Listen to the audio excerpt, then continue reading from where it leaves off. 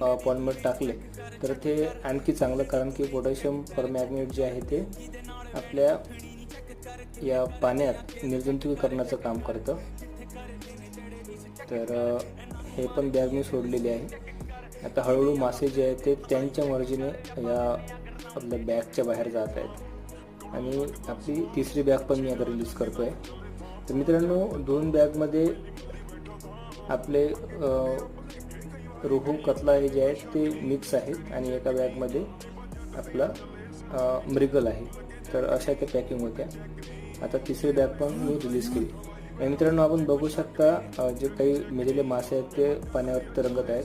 तर हे जे मासे आहेत हे लवकर या पाण्याच्या बाहेर काढावे लागतात, अदरवाईज त्या पाण्यामध्ये पण थोडं त्या माशांचं पॉयझन वगैरे होऊ शकतं आणि बाकीचे मासेसुद्धा मरू शकतात.